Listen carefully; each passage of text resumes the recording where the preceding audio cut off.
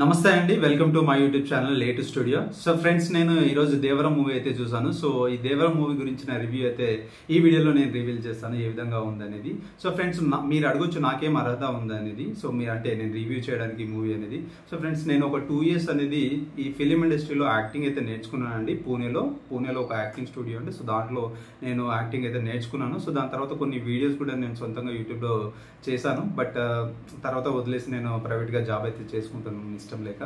So ఈ దేవర మూవీని నేను ఒక 4 parts లో చెప్తానండి. సో ఫస్ట్ దీంట్లో ఎవరు నటించారు, తర్వాత first half, second half movie ఎలా ఉందనేది.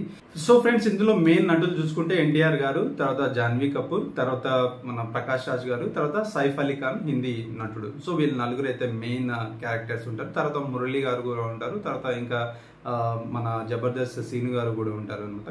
సో ఈ కాస్టింగ్ ఈ విధంగా ఉంటుంది. తర్వాత ఫస్ట్ హాఫ్ చూసుకుంటే మనం ఫస్ట్ హాఫ్ లో మూవీ అనేది చాలా మంచిగా టేకింగ్ అయితే తీసాడండి. సో ఫైట్ సీన్స్ కానీ, తర్వాత మెయిన్ ఎక్కువగా దీంట్లో వైలెన్స్ అయితే ఉంటుంది. తర్వాత కొన్ని యాక్షన్ సీన్స్ కూడా చాలా బాగుంటాయి. తర్వాత డైలాగ్స్ కూడా సూపర్గా ఉంటాయి. కానీ నాకు ఇంకొంచెంగా ఏమనిపించిందంటే, ఇంకా కొద్దిగా డైలాగ్స్ అనేది వాయిస్ పెంచి ఇస్తే సూపర్గా ఉంటుండే అనమాట.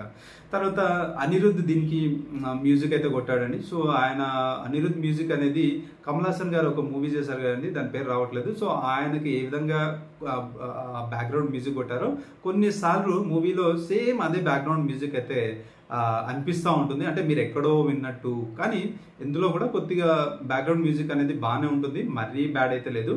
సో మీరు అంటే కొన్ని సీన్స్కి అనేది అది మ్యాచ్ కాకుండా ఉంటుంది అనమాట. సో అంటే ఆ మూవీలో చూపించే ప్లేసెస్, ఆ మూవీలో ఉండే జనాలకి అంటే ఆ బ్యాక్గ్రౌండ్ వచ్చే మ్యూజిక్కి కొద్దిగా తేడా అనిపిస్తుంటుంది. కానీ మీరు బాగానే అది ఎక్కడ మీకు డిస్టర్బెన్స్ అయితే ఇవ్వదన్నమాట. సో ఫస్ట్ హాఫ్లో ఫైటింగ్స్, తర్వాత ఈ యాక్షన్ సీన్స్తో సూపర్గా అనిపిస్తుంది. మీరు అబ్బా సినిమా అయితే సూపర్గా ఉందిరా బాబు అని ఆ ఫస్ట్ హాఫ్ అయితే అయిపోతుంది అనమాట. సో ఫస్ట్ హాఫ్లో మొత్తం ఎక్కువగా ఎన్టీఆర్ గారే దాన్ని మోసుకొస్తూ ఉంటారు అనమాట. సో ఎన్టీఆర్ గారి యాక్టింగ్ మాత్రం వీర లెవెల్లో ఉంటుందండి. సో ప్రతి ఒక్కరు ప్రేజ్ చేస్తారు ఎన్టీఆర్ గారిని, సార్ చాలా బాగా చేస్తారని చెప్పేసి. సో సెకండ్ హాఫ్లోకి వెళ్తామండి. సో సెకండ్ హాఫ్లో ఏంటంటే రాను అంటే ఈ ఫస్ట్ హాఫ్లో ఉన్న స్టోరీ, సెకండ్ హాఫ్లో ఉన్న స్టోరీ కొద్దిగా చేంజ్గా ఉంటుంది అనమాట. సో సెకండ్ హాఫ్లో ఏమవుతుందంటే, సో సెకండ్ హాఫ్లో కొన్ని కొత్త క్యారెక్టర్స్ వస్తూ ఉంటాయి. తర్వాత హీరోయిన్ కూడా వస్తుంది. హీరోయిన్ ఎక్కువగా ఉండదండి, జస్ట్ 15 to 20 minutes మాత్రమే సెకండ్ హాఫ్లో ఉంటుంది అనమాట. సో ఆ 20 minutes కూడా హీరోయిన్కి ఏదైతే రోల్ ఇచ్చారో ఆ రోల్కి తగ్గట్టుగా ఆమె అయితే చేసింది. అందులోనే కొన్ని 2 songs అయితే వస్తాయి. సో చుట్టమల్లె చుట్టేస్తుంది ఆ సాంగ్ వస్తుంది. సో ఆ సాంగ్లో కొద్దిగా మీరేమంటారు, ఎక్స్పోజ్ చేసింది అని అనుకుంటారు. సో బట్ అది వాళ్ళకి బాలీవుడ్ వాళ్ళకి కామనే అనిపిస్తుంది. బట్ మొత్తానికి హీరోయిన్ అయితే చాలా బాగా చూపించారు, అంటే గ్లామరస్గా చూపించారు. ఇంకోటి ఏంటంటే, ఈ హీరోయిన్ క్యారెక్టర్ అనేది మేబీ సెకండ్ హాఫ్లో యూజ్ చేయొచ్చు.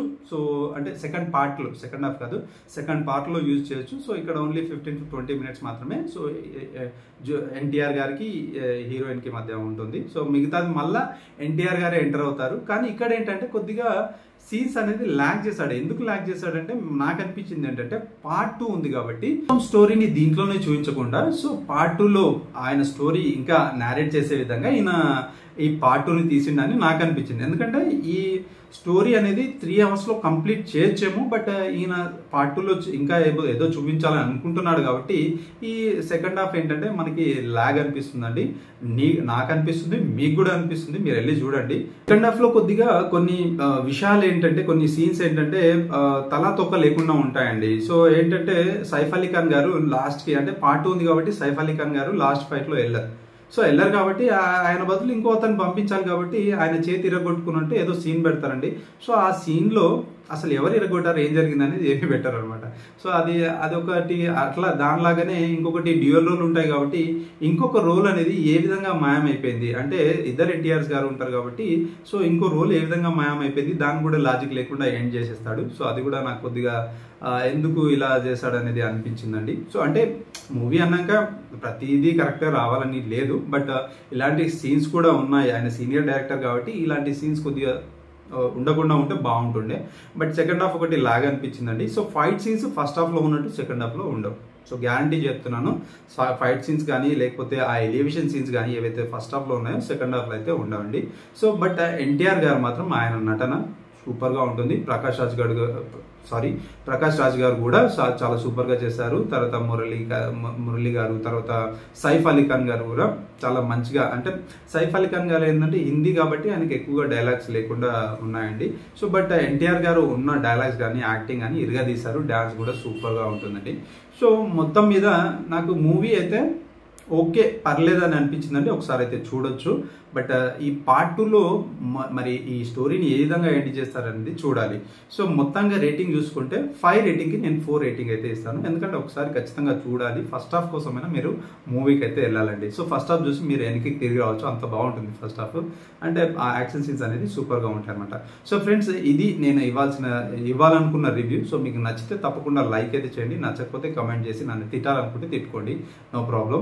సో మీరు మూవీకి వెళ్ళాలనుకుంటే సో ఇవన్నీ మీరు గుర్తించుకొని మూవీకి వెళ్ళండి. తర్వాత మీరు బాధపడాల్సిన అవసరం అయితే లేదనమాట. సో ఉంటా ఫ్రెండ్స్, మళ్ళీ ఇంకొక కొత్త మూవీ రివ్యూతో అయితే కలుసుకుందాం. బాయ్, టాటా.